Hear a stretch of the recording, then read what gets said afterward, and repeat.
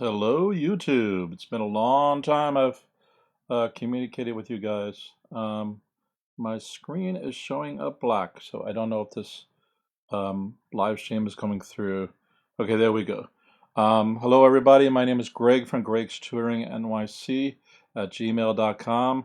I tutor for a whole bunch of standardized tests, and as this pandemic is unfolding, there seems to be some real consequences that are popping out of things and so on.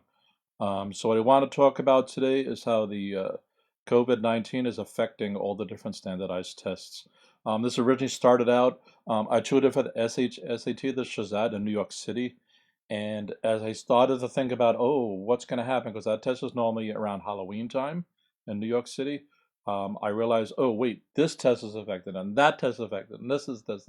Turns out there's a whole chain reaction of testing that gets involved here, and there's kind of a leapfrog situation setting up.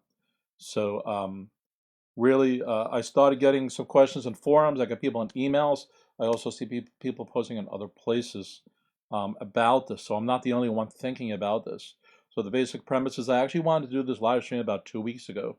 I started getting some SHSAT students to tutor. This is going back maybe early February to start tutoring, and then all hell broke loose. Schools were closed. Some families moved out of the city even. Actually, I have 3 families who moved out of the city, and I'm tutoring them remotely right now. But there's a whole domino kind of effect that's happening here. There's also lots of confusion, like even just today, the mayor announced that schools were going to be closed until September, and the governor was like, "Whoa, bro, what's going on here? Who said that?" So there's lots of confusion that's going to happen. I think it's clear to say that schools probably will not open until September, but who knows? Who really knows how this is going to play out? Um, there's just a lot going back and forth. Anyway, the question I'm kind of seeing asked is, what happens if things don't return to normal? That's a valid question to ask. What happens if they don't? What if schools don't open in September? Um, just for one example here. What about kids who are graduating? What do they do next? How do they enter school? Whether school begins or not, what if things return to normal? What if by September things are back to normal? And then the question is, what does it even mean to be normal anymore? The old normal we had back in January, or the new normal we have now? And the truth of the matter is the kids are not going to be able to catch up here. So we want to look at some of these questions and investigate them a little deeper and see really what's going on here. So let me move me a little more to the side because I know my image is affecting what I'm presenting on the screen a tad there. In fact, let me bring me down that small. If you like what I'm saying, by the way, please like and subscribe. I do a lot of videos. Most of them are live streams like this, especially tutoring kids on the actual test themselves. I mainly focus on elementary school and middle school and high school entry admission exams, as well as state tests, as well as homework help. But I also will help kids on the PSAT and the SAT and the GRE and the GMAT and other tests like that as well. But the main crux of my tutoring is for children entering into high school, like the New York City specialized high schools. Okay, so the question is, what do we do? Okay, so the first thing we can do is just do nothing. Just go with the status quo here. The original thing that a lot of the testing companies are doing is they're just canceling the tests. So if there was an April test, they moved it to May. If there was a May test, they moved it to June. If there was an April test, they moved to May, and then they moved to June. It's now July. So there's a lot of testing leapfrogging going here. So initially, I guess that made sense. As this seems to be sticking in further, it's pretty clear that doing test date leapfrogging, it's not the best thing in the world. But again, if all this ramifies itself over the summer by August, even doing a delayed test can affect things. So as I realized, as I said, I started thinking of this question based on the SHSAT, but as I started looking at other schools, it was clear, oh, it's not just the SHSAT. There's a whole domino cascading effect here. And it involves the SAT, it involves all the AP tests, it involves the GRE, the GMAT. There's already some solutions appearing because it turns out those tests will not be canceled. They're just going to be moved. And we'll talk about how that's happening, and then we can kind of come full circle back to things like the SHSAT. And by the way, there's other tests, such as the ISEE and the SSAT, and the Catholic high school tests that are affected here. So if I had done this stream about two weeks ago, it turns out I would have had to do it again, because things like the New York City state tests, the New York State tests, they were all canceled. And this week, I think it was Thursday, all the readings were canceled as well. They also changed the graduation requirements for New York City and New York State children. This is also happening, since I'm in New York City, I'm going to kind of focus on the tri-state area. So it's also happening in New Jersey, it's also happening in Connecticut, it's also happening in Pennsylvania. Those 4 states seem to be wanting a unified frontier, at least the governor seems to want it that way. All right, so so that's good. So just to kind of talk about a little further, because there's a whole bunch of tests and some of them are solo. You have this path to that, but some of them are interconnected. For instance, the HSAC, which is the Hunter College High School test, which has a grade 7 entry, is one of the best high schools in the country. Now, it requires you to have New York State test results for entry. So that's the first vetting process they do there.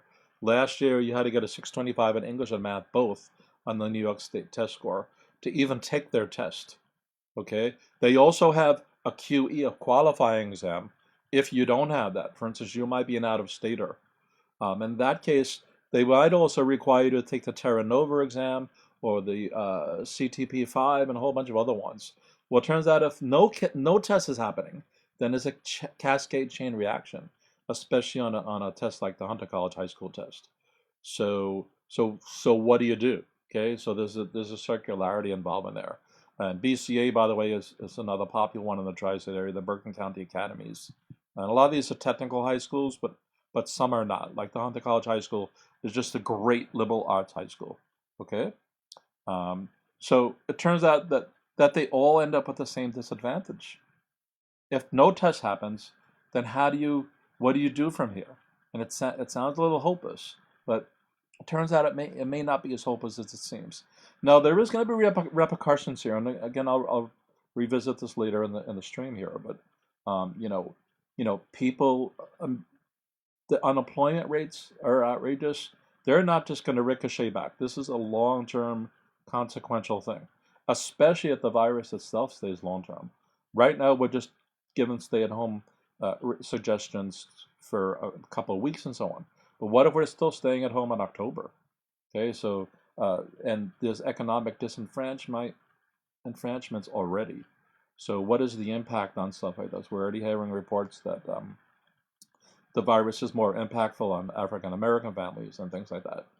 And what is it going to do with people who are early low-income people who may have a higher infection rate than people who are not in that scenario?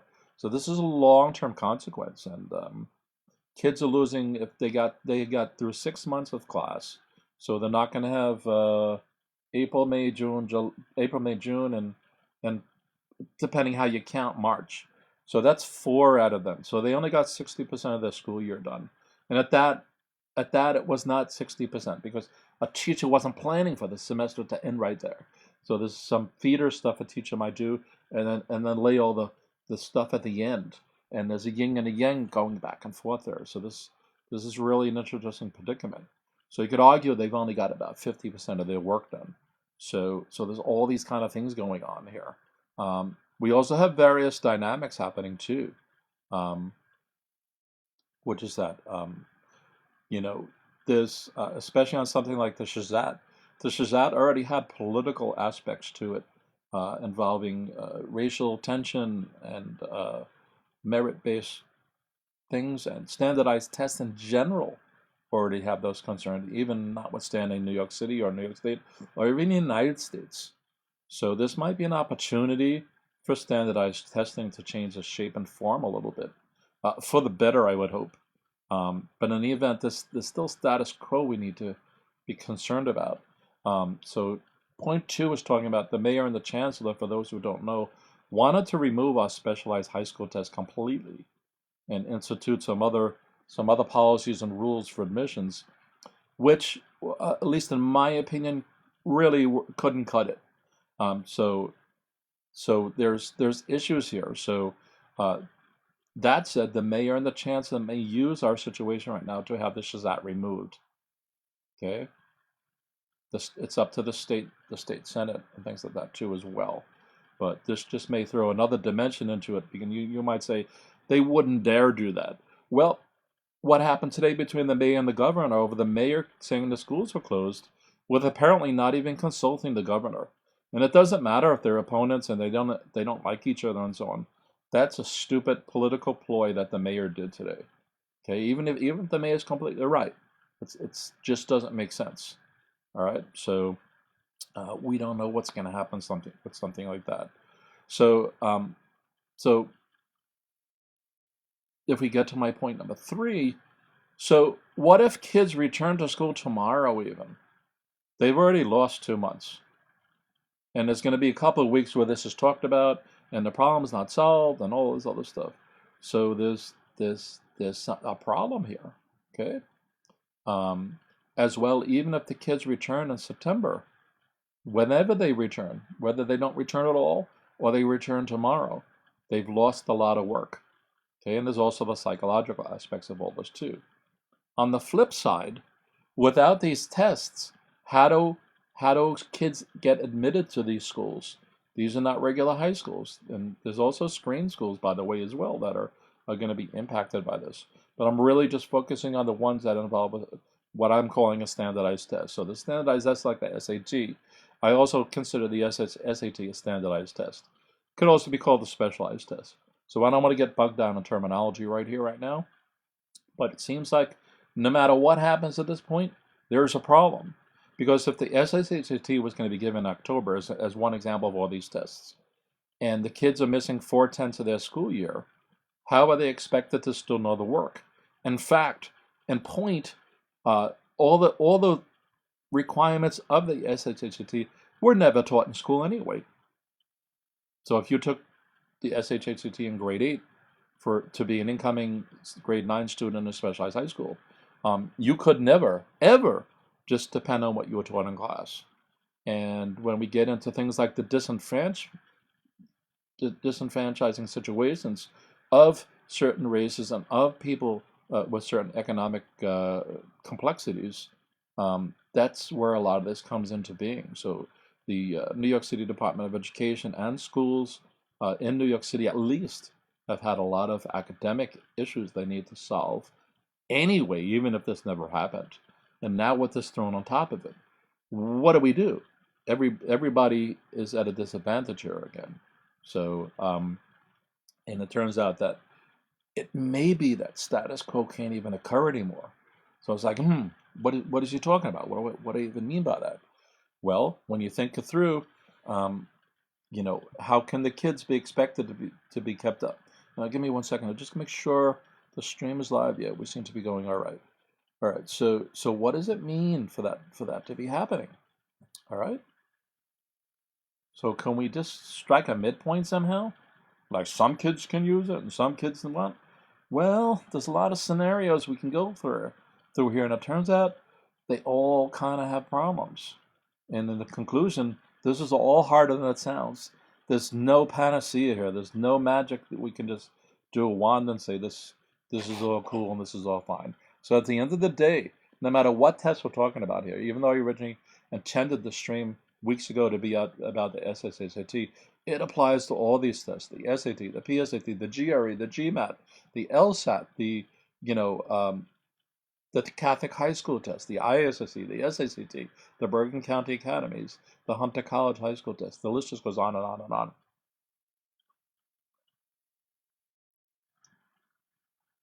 So this is complicated. So what would the midpoint be? I think there's also a truism here that if you took a specific kid, one kid I'm saying, it's possible, it is possible that you can get a specific child to get 100% of the work. But you can't do that with millions of kids. That's hard.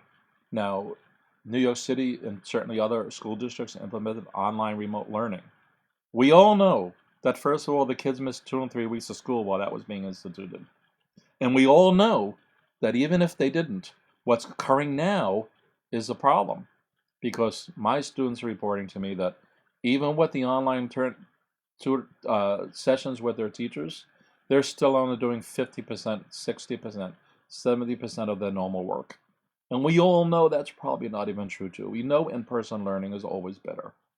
Okay, it doesn't mean online is horrible. It doesn't have to be if it's done right. Okay, there's still a lot that can be communicated and got out of it. But we do stuff in person for a reason, if nothing else for the human spirit of it.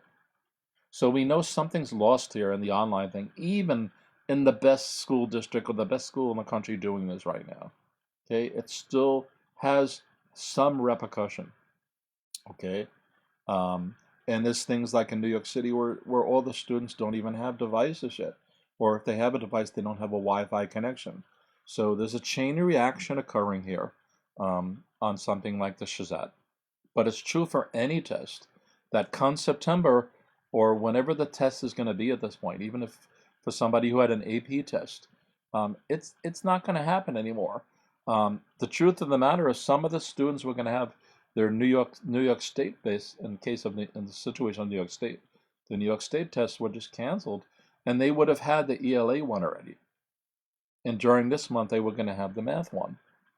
So they would have spent some time gearing up for that. Now with all the changes, probably most kids didn't even bother. The families weren't sure what to do. Their, parents are not normally teachers, at least teachers of strictly academic material. Certainly parents are teachers. I didn't mean to imply otherwise, but I have kids of my own, so I didn't mean that in a different context. So the question is, how do we get the kids up to speed, and what do we do here? And like I said, there's ways to get certain kids.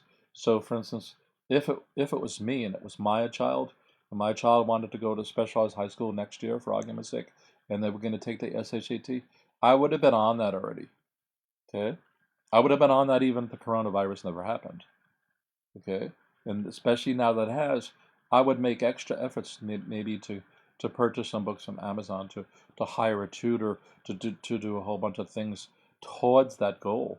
All right, but the truth of the matter is, most kids are going to not be up to speed. Okay, and as I said before, don't think kids are going to go back to school. Okay, even though there's this dispute between the mayor and the governor, kids are not going to go back to school. Even if they went May and June, everybody's still far behind. There was no mention of what's happening for summer school. You have to assume that's not happening yet either. And there might be other plans too. So maybe school's going to go full year for the next 2 years. Or maybe that'll be permanent even. Or maybe schools will start in August this year instead of September. Maybe that's part of what the governor wants to work out and so on here too. So we're jumping at shadows partially here, but we have to use logic. At the end, we have to be pragmatic about this and see what makes sense. And that's the direction I want you guys to go in some of this, because there's actually some solution mechanisms. I'm going to present them in a couple minutes. And you'll see that it starts making sense that these tests still will occur and things will happen. It may not be exactly what we did yesterday, but it's good. It's good. Okay, so there's hope here. So so on that note, should we run for the hills? What should we do? The repercussions are huge, not just financial on people and people getting sick and dying and things like that. But there's, do we just give this up? Do we just say that's not happening? Well, we can't really do that, because what happens when school opens back up? Did these schools not get any kids? Did they not have a freshman year? And what about the kids who are already there anyway? They have to take the AP test. They have to graduate into college and yada, yada, yada. So there's a big chain reaction going on here. So first of all, I want to distinguish, because I'm going to give some examples in a minute about what's happening for college entry. Now, there is no way, shape, or form that elementary age school kids and middle school kids and even high school kids are college kids. They're not. Their maturity level is different. Their brains are still developing. Even college age kids, their brains are still developing. Your brain still develops into your 20s. It doesn't stop when you're 18, and it's also different for girls versus boys and a whole bunch of other stuff. So science, psychology, there's a whole bunch of things behind here. So as I mentioned earlier, some of the tests shifted dates back, but there's been resolutions here. So, for instance, the SAT, the ACT, the ISEE, and the SSAT, they're all just delaying the tests. Now that might be a fine strategy because if this all kicks out and we're able to move around in August and so on, um, this may be fine. It may turn out. That doesn't seem realistic, especially if we're talking about going into a crowded area or something like that. Okay, so it may be so that you might be free if you can show if there's an antibody test eventually produced, you could end up going out or back to work if you can prove that. But something like gathering a bunch of young people together on purpose um, doesn't sound like a wise choice. But there's solutions here. All right. So and by the way, mentioning that the state test was canceled and so on, the SAT was also going to give an in-school test day, at least in New York City there were, and I know they do it in other areas. So New York City paid for a day in March where they could take the PSAT or the SAT during school for students to do that. So if I recall correctly, that got canceled as well. So children didn't have a chance to do that either. So so let's see what we can do about taking the lead from what is happening for the colleges and see if it can apply backwards into the younger kids. Okay? And at the end of the day, we can't postpone this indefinitely.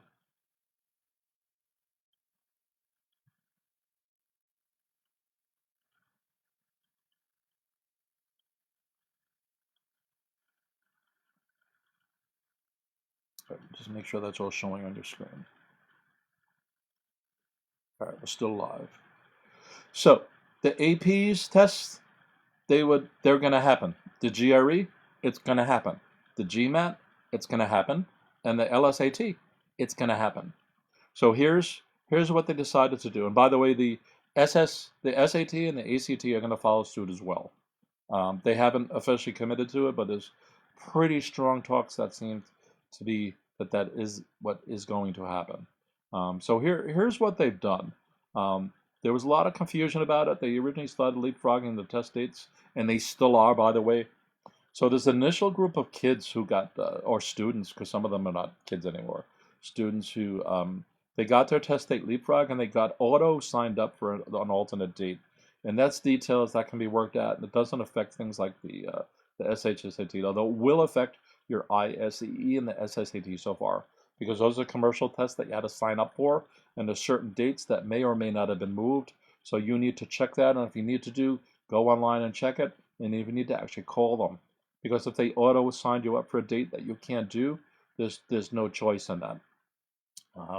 And a center like in North Dakota might be open, where a testing center in New York City may not.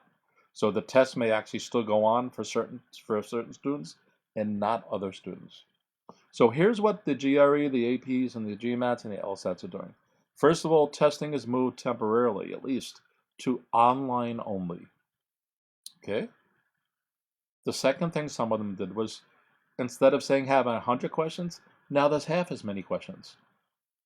Okay? Instead of being 3 hours, they're an hour now. I'm not giving exact things here now. Because one went, like I think the GRE went from 3 hours to 45 minutes. So I'm not giving exact numbers. I'm just trying to get the spirit. I'm trying to give a hybrid of what all these different tests did together basically as a combination. So the test duration is shorter, significantly shorter. There's not as many questions anymore. It's going to be done online. Okay. My second bullet there, test taking, is going to be free form questions, no multiple choice. On the same note, it's going to be an open book test. It's because they had to weigh the issue of cheating and other stuff involved in all this, or getting interrupted because you're going to be doing this from your home. You can't go to a library, and you can't go somewhere else, generally speaking, because most people are on lockdowns and can't get into any commercial places where they may have done it previously, or even a library. All right. So they're allowing all these things to occur. Some of them, for adults, they're going to have an online proctor where you have to show that you have a webcam on your computer, and before you can start your test, you're going to test it out. Some of them will not have an online proctor, and they're just going to depend on the honor system. Now, there's an odd thing that happens with open book tests, which is that sometimes they're harder tests. And sometimes it being an open book, it doesn't help you. So I'm going to talk about that in a minute a little further. Also, I have an observation, which is that it may seem like they're going to curve all these tests because if they're shorter and less questions, aren't they simpler? They may not be simpler. In fact, they may be harder questions. Think that, yeah, I just said that. So it might be half the size and half the time or some other metric like that, but the test may actually be harder, which again, going full circle back to the open book, may not help you. So what they're going to do is really hone in as test writers what really is the essence of the spirit of the subject you're taking the test for, and just go for it. All right? So that's significant here. Because you can say, aren't they corner cutting? No, not necessarily. If the test is done right. You could also argue, well, what if everybody ends up getting 100% on it? Well, first of all, we all know that's not going to happen. But if that happens, they have no other choice but to make note of that. That whatever they did, maybe it was an experiment that failed. Now, you may argue, I paid to be a part of an experiment.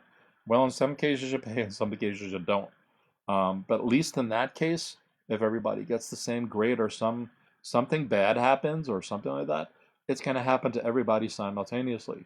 So it won't be against you and only you. And things like your connectivity, if your computer goes down, you have a proctor to deal with. These are commercial proctor companies working with the testing companies. So this is not the end of the day.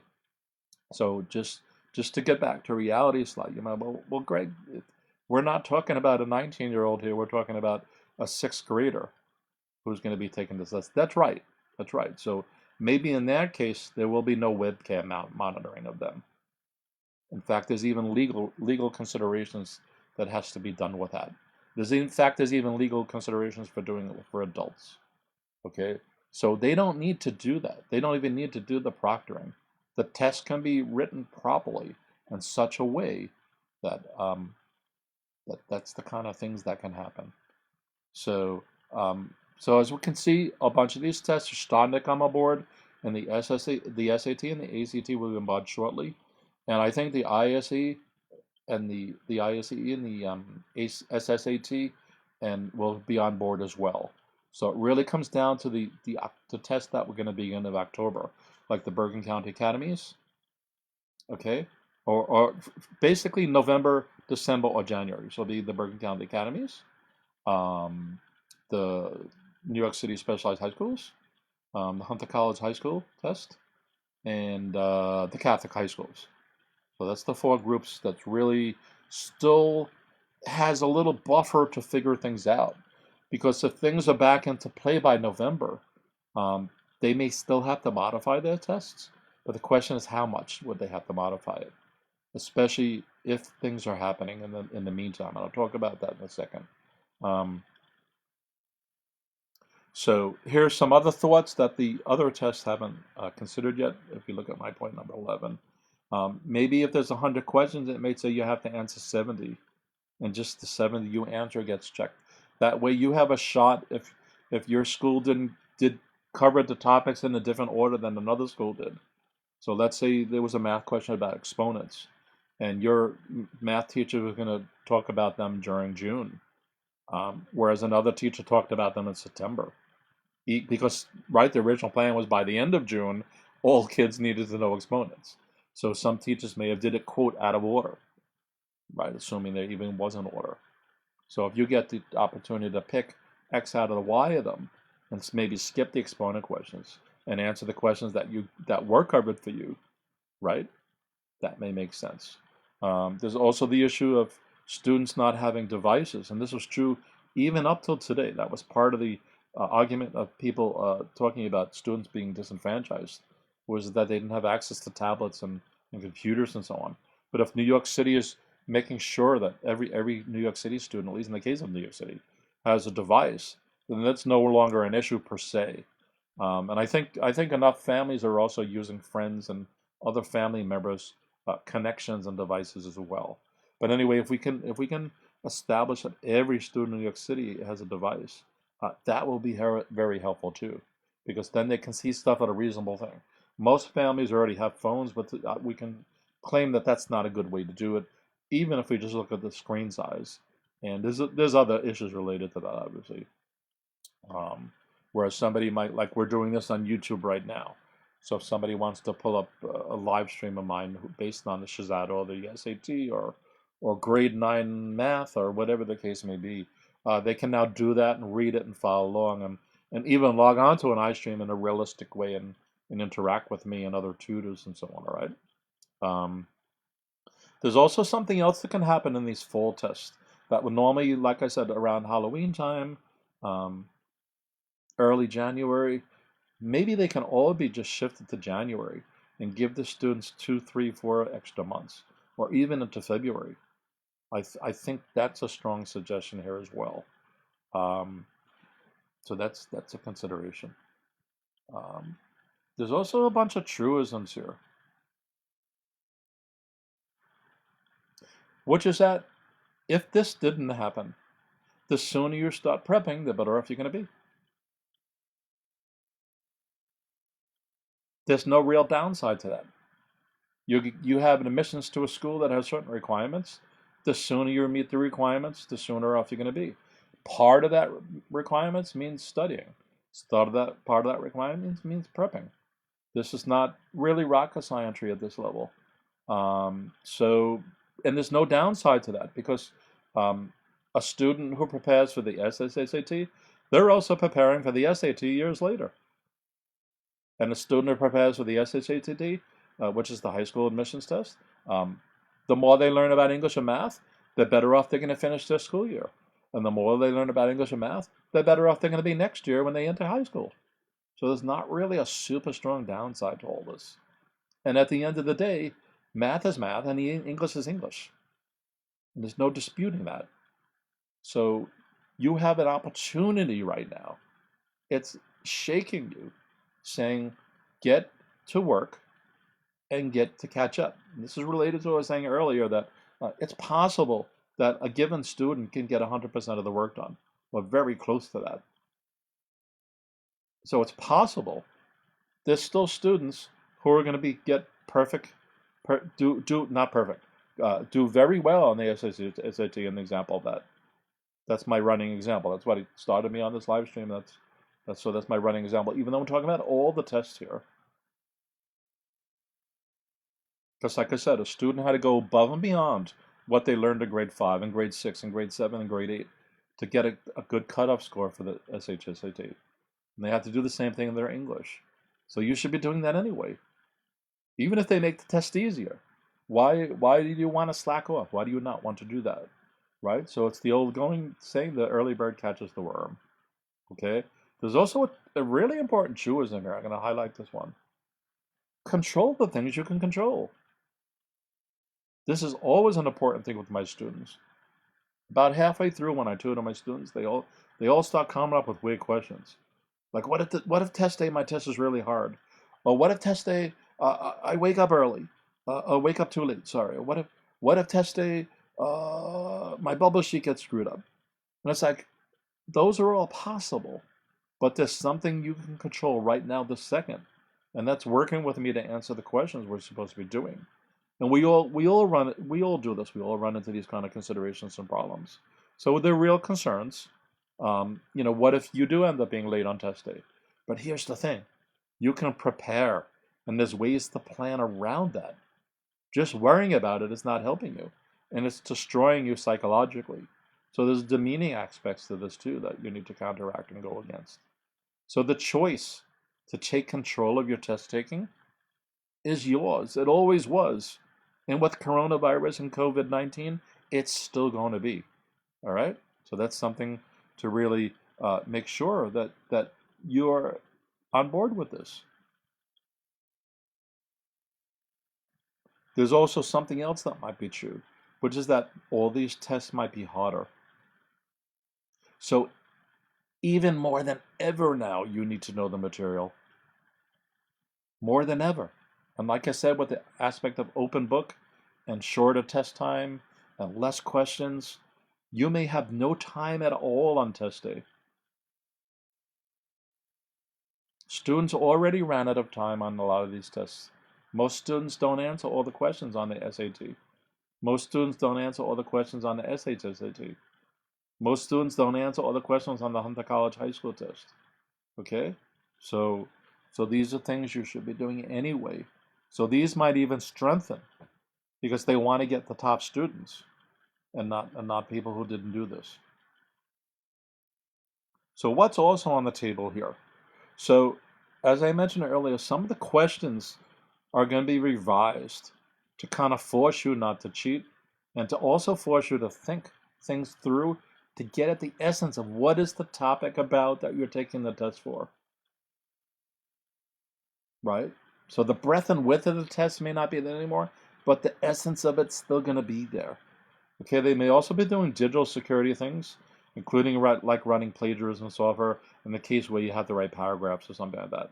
Because there's an open book, you can look the stuff up. But the flip side is, as I mentioned earlier, you won't have time to look stuff up. You won't have time to do it. All right? Because if you have, in the case of the GRE, if it's an open-ended, non-multiple choice question, you have 45 minutes. 45 minutes, even if it's to answer 2 questions. You only have 20 minutes. You have to double check. You have to think it through. You have to write it out. It has to be coherent, the whole spiel here. So there you go. So as we all know, an open book test is an illusion. It's not really as it seems. And most kids actually do worse on open book tests than they do on closed book tests. And this is also called open note, where you can even have your notebook. So the sky's the limit. There's questions and they're like go for it.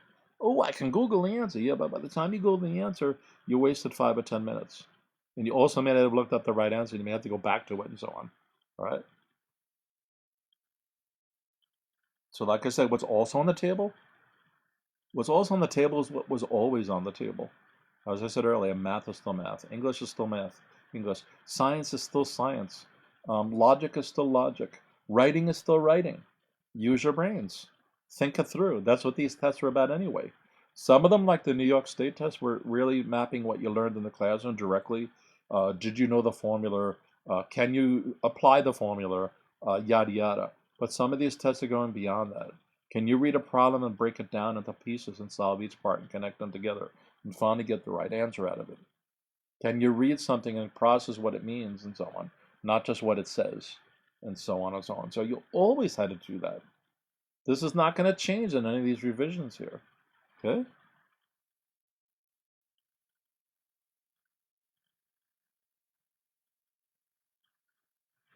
So what's going to happen in the case? So the GRE and the GMAT and the LSAT and the and soon the SSAT and the ACT and I think soon the ISEE and the SSAT, they're all going to follow suit and they're going to do an online version that's shortened but still captures the spirit of all this thing about here. But what about stuff like the Hunter College test and the Bergen County Academy test and the SSAT and some of the other ones even, because there's also screen schools that also have their own localized tests like Beacon and Bard and Anderson and Nest M and things like that, where you had to go for an interview and other things. That's all going to stay the same. So it's not an in-person interview anymore. You're probably going to do an online one. And if a school had a thing where you had to present, do a blurb about yourself, you're still going to have to do a blurb about yourself. None of this is changing. So none of this should be surprising. And most of it's going to be familiar. So I think what you need to do is prepare for the test as it is today, not as it is tomorrow. Prepare for it as it was yesterday, because math is still math and English is still English. On the premise that the test won't change, or if it changes, it won't change too much. Well, let's say it changes a lot, because moving from multiple choice to an open-ended question to avoid cheating, there is some changes that the test writer has to do to institute that, and also to make sure the integrity of the test is still valid, and also to make sure that it's meaningful and things like that. Those are all true, and they're not going to be thrown out the window. But again, math is math, and English is English. So if there's an exponent question, at the end of the day, you still need to know exponents. There's no avoiding that, no matter what the question is. So the truth of the matter is, no matter what form the new test ends up being, you were supposed to know the answer anyway, right? So there may also be some other tweaks done, other vetting situations, and so on. A lot of this I talked about earlier. So it turns out, what turned out to kind of seem like the sky was falling, kind of isn't anymore. Okay. And at the end of the day, some of these schools, some of these standardized tests have had solutions working out. And by the way, the truth of the matter is, online testing is nothing new. A lot of these college entry tests, they're already available online, just not in the form they are going to be after this. And there's a lot of New York tests, state tests, including the New York test, where students could have taken it in some schools online already. So all this is out there. It's not perfect, but neither was the paper testing. And neither is standardized testing in general. It's not perfect. So all you can do is adapt. The sky fell a bit, definitely fell a bit. We're in weird times. There's no denying that. The line in the sand, it's not there anymore. It moved. All right, it definitely moved. It's going to morph. It's going to morph still. We don't know what's going to happen in the next 2 or 3 months. So it's a tough. The line is a tough line to cross now. That said, what else is new? What else is new? We know there's testing in life. We know this process well, or should know it well, and it's just gonna wiggle itself. It's wiggling itself around. That's really all that's gonna go on. So my suggestion, as I said earlier, is to start your prep and start it early. And now is the time to do it. Start your prep now, especially if you're taking one of these tests. Don't just throw it out the window. And some of you prepped, actually trying to take a test that last week and so on. All right, but especially in the case of the tests that were going to happen in the fall only, like the Catholic high schools, the Bergen County Academies, things like that, or early winter, or the SHSAT, and the Hunter College high school test. They're all, now is the time to do this. Like I said, in February, I was already starting to get some students. I got a few through March and April now. So this was the time to do it anyway. And you want to be the kid who does it and gets through with it. And I'm available for a tutor. This is what I do. And you want the kid to go ahead, you should do this. And just get familiar with the existing situation, which is the way it was. And if it's morphed a little bit, that's cool. Now, there is a disadvantage to all this, which is that if they're implementing a new type of test that nobody's ever seen before, well, it turns out that some of them are offering online controlled test situations already where you can do your practice that way. So this is not the end of the world. Many of you may not even know the New York State test already did that. It already did that. You could already go online to a limited number of questions and do them for any grade. Okay, and that's going to be true of some of these college tests, and I'm sure it's going to stay true for whatever issue gets us resolved here. So you guys can email me. Again, I'm Greg from GregsTutoringNYC at gmail.com. If you have any follow-up questions, whatever the case may be. And the sky fell a bit, but the line's still there. It's still up there. It didn't fall all the way down, and it's going to bump back up. And hopefully we all get through this well. So I want to wish everybody a good afternoon. And if you guys need to contact me, my email's there, and I'd be glad to tutor your child. All right? Thank you, guys. Peace out.